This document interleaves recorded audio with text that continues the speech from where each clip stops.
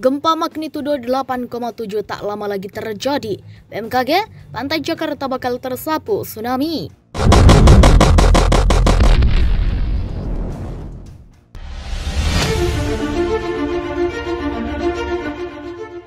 Koordinator Bidang Mitigasi Gempa Bumi dan Tsunami Badan Meteorologi, Klimatologi dan Geofisika atau BMKG, Daryono saat memaparkan hasil pemodelan tsunami Selat Sunda akibat gempa magnitudo 8,7 menyebutkan pantai Jakarta menjadi salah satu area yang akan tersapu tsunami. Hasil pemodelan menunjukkan tsunami sampai pantai Jakarta sekitar 3 jam setelah gempa dengan tinggi 0,5 meter di Kapuk Muara, Kamal, Muara dan 0,6 meter di Ancol TG Priok. Kata Daryono seperti dikutip dalam keterangannya pada akun Twitter @DaryonoBMKG, dikutip Minggu 22 Agustus 2021.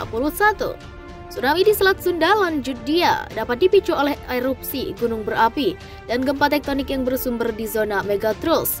Tsunami akibat erupsi ini, Daryono mengingatkan, pernah terjadi pada saat peristiwa meletusnya Gunung Krakatau pada tahun 1883 silam. Kala itu, bencana alam tersebut mampu menjangkau pantai Jakarta karena tinggi tsunami di sumbernya lebih dari 30 meter. Sedangkan tsunami 2018 lebih kecil sehingga tidak sampai Jakarta, ujarnya.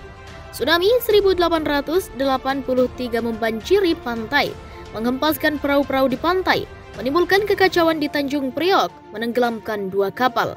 Dampak tsunami juga merusak beberapa jembatan dekat muara sungai di Batavia. Tsunami 1883 menjadi dasar bahwa tsunami dahsyat di Selat Sunda dapat berdampak di Jakarta, ungkapnya. Soal kajian potensi tsunami, dampak gempa megatrust di selatan Jawa yang berdampak hingga Jakarta, ia mengatakan pada dasarnya BMKG selalu mengapresiasi setiap hasil riset potensi bencana dengan skenario terburuk untuk tujuan membangun kesiapsiagaan masyarakat.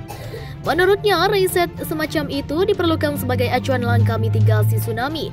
Jadi, perlu dibuat model yang paling pahit agar kita lebih siap dan tangguh. Meskipun kapan terjadinya, tidak ada yang tahu. Dan bisa jadi, jika terjadi, belum tentu mencapai skenario terburuknya. Untuk itu, kepada masyarakat dihimbau agar tidak panik.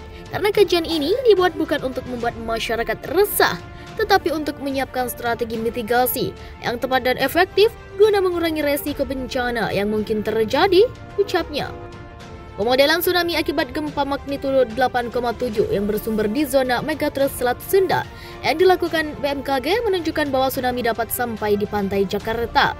Hasil pemodelan menunjukkan bahwa tsunami sampai di pantai Jakarta dalam waktu sekitar 3 jam setelah gempa, dengan tinggi 0,5 meter di Kapuk Muara, Kamal Muara, dan 0,6 meter di Ancol Tanjung Priok. Pemodelan tsunami diukur dari muka air laut rata-rata mean sea level. Dalam kasus terburuk, jika tsunami terjadi saat pasang, maka tinggi tsunami dapat bertambah. Selain itu, ketinggian tsunami juga dapat bertambah jika pesisir Jakarta sudah mengalami penurunan permukaan atap subsiden. Pemodelan tsunami memang memiliki ketidakpastian atau uncertainty yang sangat tinggi.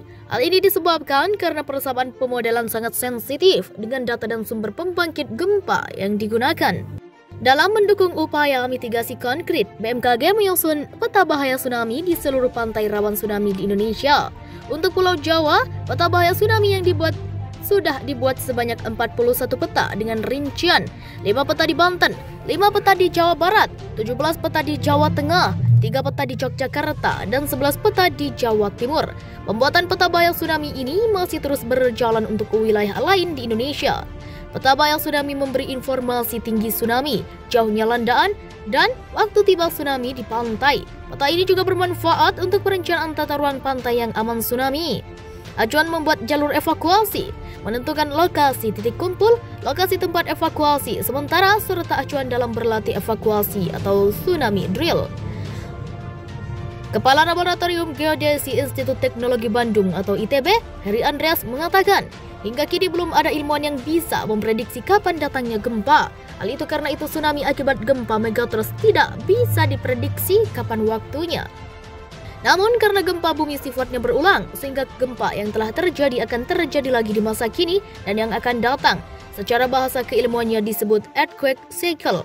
Besok bisa, lusa, minggu depan, bulan depan, tahun depan, bisa kapan saja, ujar Ketua Lembaga Riset Kebencanaan Ikatan Alumni atau IAITB ini, yang menyebutkan salah satu sumber gempa bumi adalah megatrust Selat Jawa. Megatrust ini dapat menghasilkan gempa dengan kekuatan sangat besar dan saat ini tengah berada di ujung siklus atau perulangan. Dengan kata lain, berpeluang terjadi dalam waktu yang tidak lama lagi, tuturnya lagi. Kepala Laboratorium Geodesi Institut Teknologi Bandung, Heri Andreas, menyatakan potensi bencana gempa bumi megatrust selatan Jawa yang bisa terjadi kapan saja. Menurut Heri, gempa tersebut memiliki kekuatan yang sangat besar dan saat ini tengah berada di ujung siklus perulangan. Disebutkan berdasarkan data Global Navigation Satellite System, data akumulasi energi di bagian megatrust Selat Sunda hingga pesisir selatan Pulau Jawa seperti Pelabuhan Ratu dan selatan Parangtritis hingga selatan pantai Jawa Timur.